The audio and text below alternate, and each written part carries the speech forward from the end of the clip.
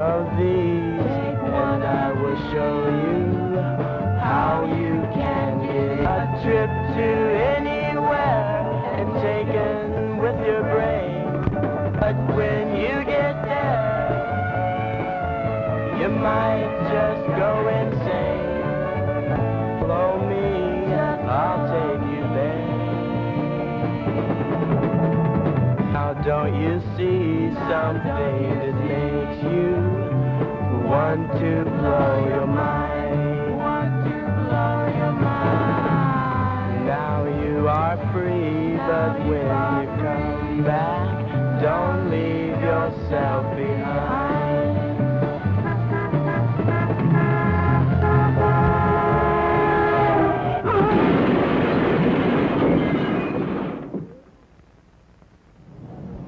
You followed me, I took you there. You followed me, you got nowhere.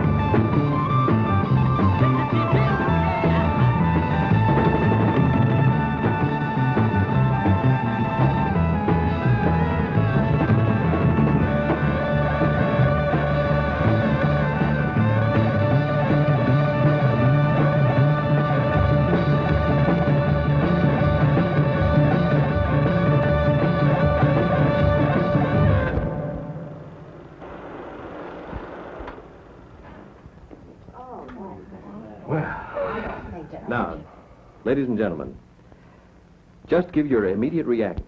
Answer which best describes each of the scenes. Well, what if I think they're all LSD? This was one of many such groups with whom I'd met.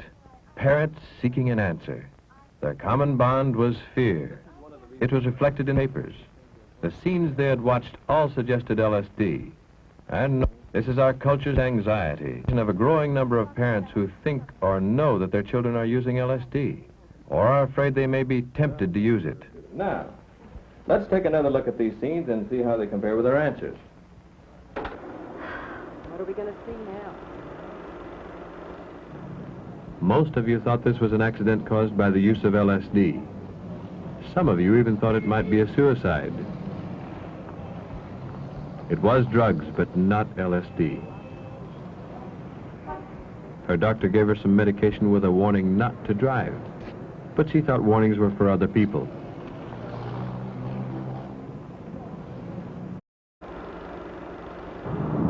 Nor is this a suicide induced by LSD or anything else. You might argue about who killed him, the enemy, the society that sent him to war, but one thing is certain, he didn't kill himself. The exotic party with dim lights has nothing to do with LSD. It's one of those desperate suburban affairs where everyone uses alcohol to escape his inhibitions and anxiety.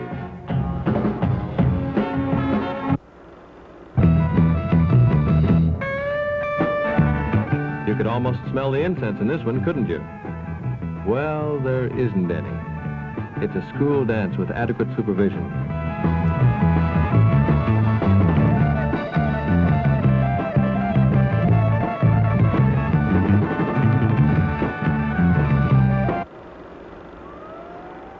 The boy in the ambulance? Yes, this one is LSD. A bad trip. There's no question we have reason to view with alarm. But 4 times out of 5 our fears are groundless. We're being victimized by alarmists and sensationalism, which causes us to look at the world in a distorted way. Times of rapid change produce anxiety and escape from anxiety. And parents have been put on the defensive by neighbors, the police, teachers, all of whom equate long hair or being different with drugs. Behind every head of long hair does not lurk a mind distorted by drugs. Some of the most thoughtful, studious, alert, and eager minds belong to our sons and daughters. If they're to become participating members of the world, we must allow them to be apprentice adults and to feel some of the satisfyings that make it worthwhile to become an adult. Otherwise, it's only natural they'll run away from unimaginable dangers. Certainly there are dangers. There have always been dangers. But one thing is certain. We cannot help our children if we meet the dangers with hysteria and lies. Lies we tell ourselves, lies we tell to them.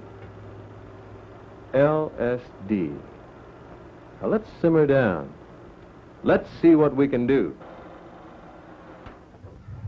But what are you going to do, Dr. Wright? Dr. Wright. I had met with many such parent groups before, desperately seeking answers. When there was none, the anxiety grew intolerable and the defenses appeared. Most of them already knew the worst about LSD and were frightened. What they wanted to know was how could they get their children just as frightened. They began to describe to each other their frustrations at home in trying to get their children to listen to them. How can you study with all that noise? Daddy. Drowns out the racket from downstairs. What did you say? Nothing, I'm trying to get this trig problem.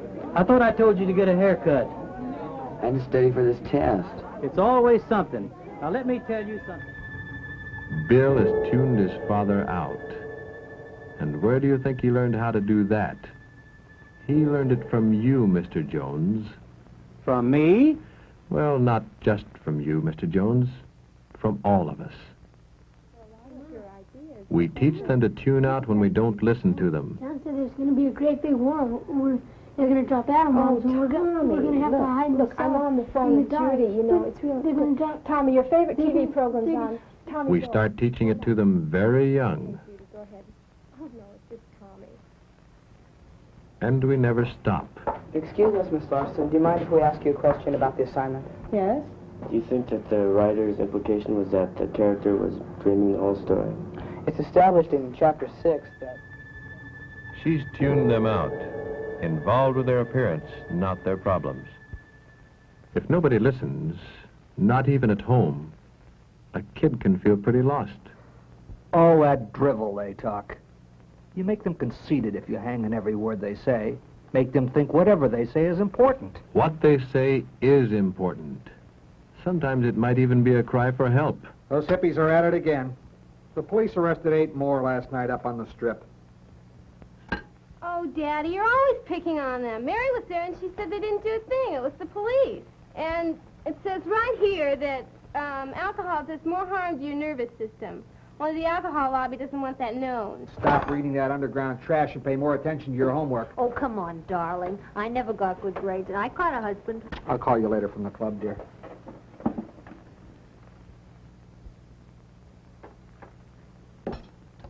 Oh? What's the matter with you? Nothing. Can't a person have any freedom around here? Freedom. Freedom. That's enough to frighten any parent. Her imagination is running wild. What does Nancy want? Just a minute. Are you going out barefooted? It's hot outside. I don't care what the temperature is. A young lady does not go out in public without her shoes. Nancy was testing, not consciously, but needfully. She was seeking the freedom to make the small decisions in her life, to have a sense of her own self. So, okay, I'll wear shoes. But you could worry about clothes for other reasons. Somewhere Mrs. Porter had read that long sleeves were being worn to cover needle marks. When she thought about it, she hadn't seen Josh with bare arms for a long time.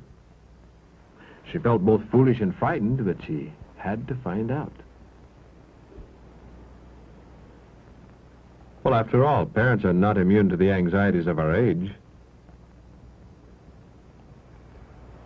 What's the matter, Mom? Oh, nothing, honey. Good night. But what has happened to the avenues of communication that we must check up on our children in the dark by flashlight? Kids today have no manners, no sense of values. Half of them are long-haired drug addicts. You just have to listen to the news or read the papers to see it. Are you going to just listen to the news, or are you going to listen to your kids? Dr. Wright, as much as I love Bill and Gina, I've got to say that they are rude and inconsiderate a lot of the time. And sloppy, too, especially Bill. What is it you want from them? Do you want to show them off like a new carpet in the living room?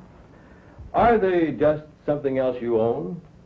Or are they individuals, their very own selves, who need you for the very special purpose of teaching them how to become grown-ups? Well, I think that my children have sense enough to leave LSD alone. But how can I be sure when it's so available? One of the foremost authorities on LSD is Dr. J. Thomas Ungerleider of the UCLA Neuropsychiatric Institute. I want you to hear what he has to say about it.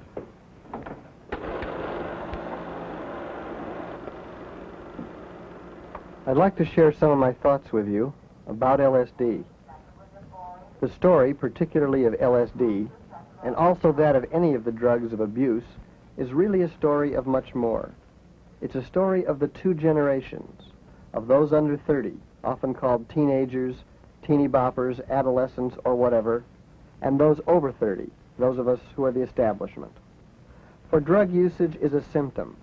The story is that of adults' defensiveness, hysteria, scapegoating, frantic passing of laws, and real helplessness. It's also a story of youngsters' rebellion, gullibility, of adverse reactions, and felony and misdemeanor convictions. Tragically, the story has caused a tremendous failure in communication between the two generations, which has led to what we call a real generation gap. We've all been pretty helpless.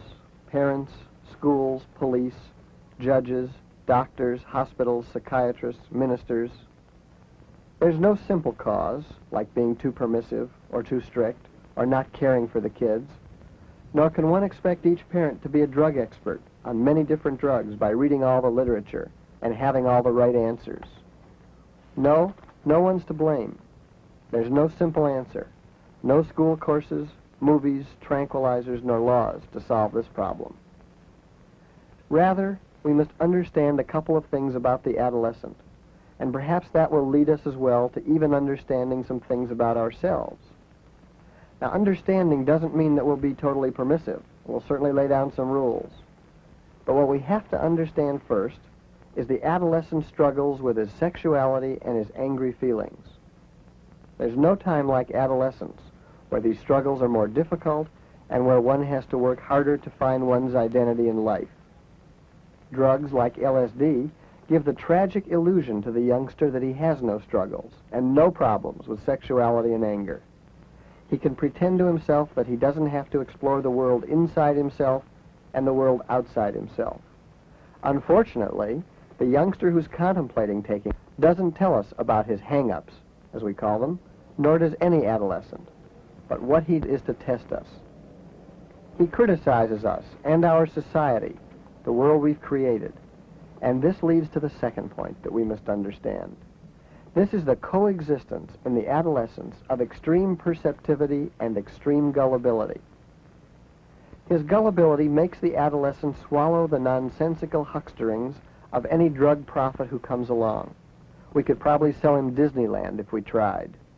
On the other hand, it's his perceptivity which makes the adolescent seemingly such a problem for the rest of us.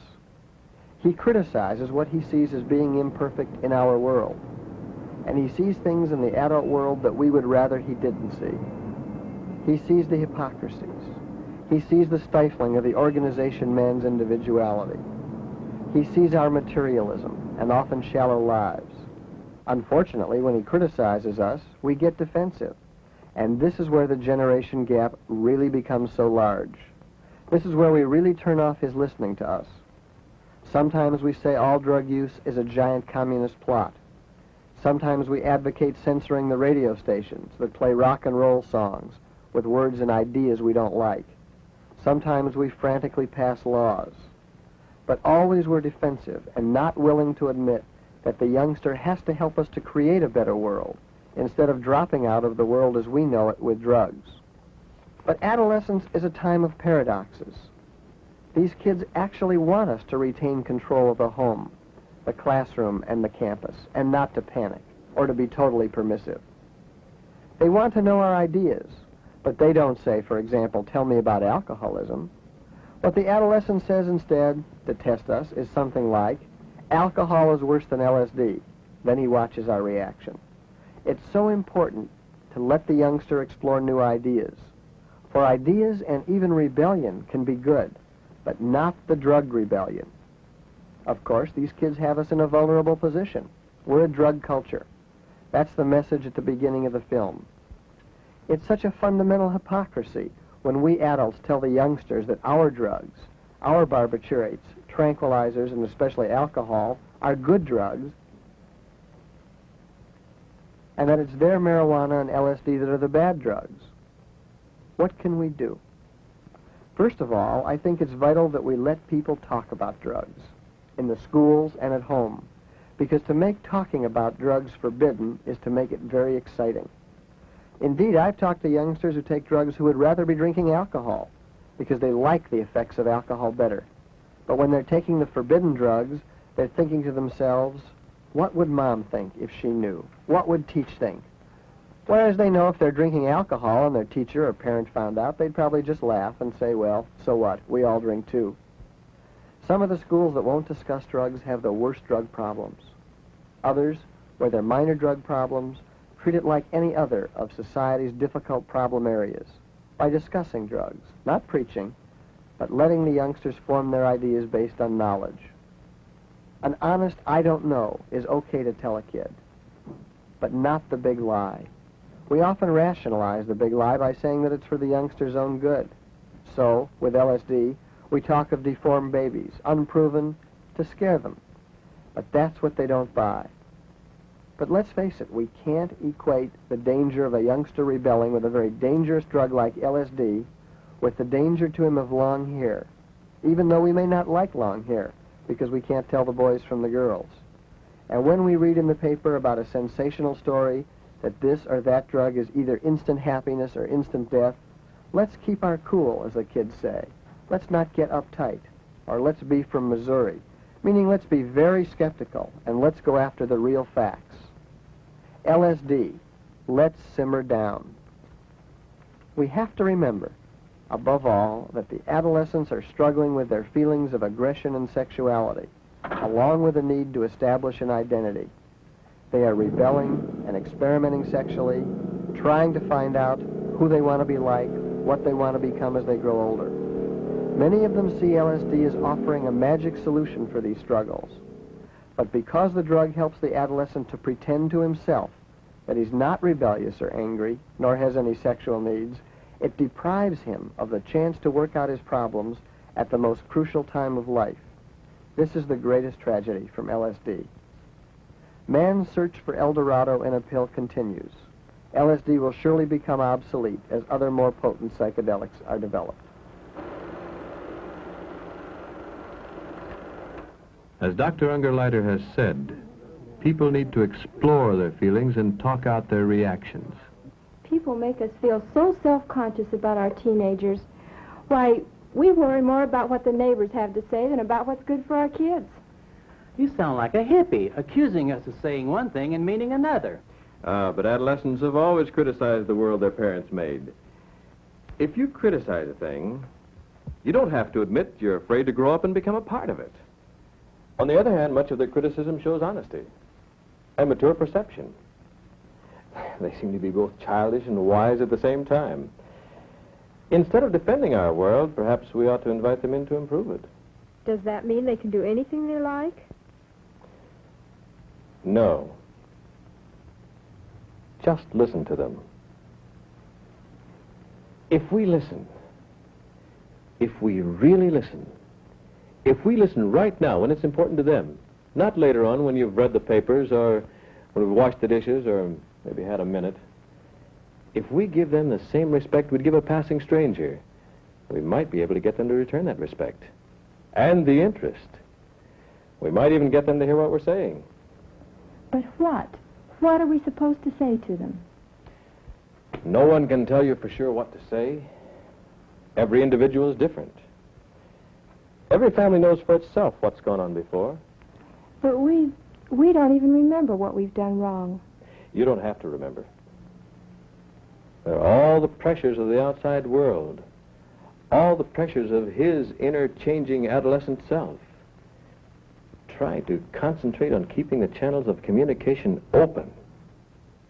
Most kids are essentially moral. They think a great deal about who they are and where they're going. Is a psychedelic trip really worth risking the damage to your minds and your bodies? Well, how do you know, Mom? You've never experienced it. You've never been there. Well, I don't have to have syphilis to know I don't want it. What they crave is our honesty. Well, what about LSD? Lately, the new research has shown that it may affect your unborn children. Do you know that for a fact?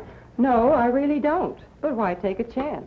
You know, there's all sorts of jobs going on in research and investigations about LSD.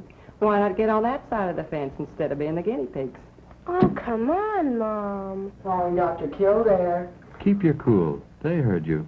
Give the thoughts time to germinate. Growing up isn't easy, but we can help by setting reasonable rules that the kids can help to formulate.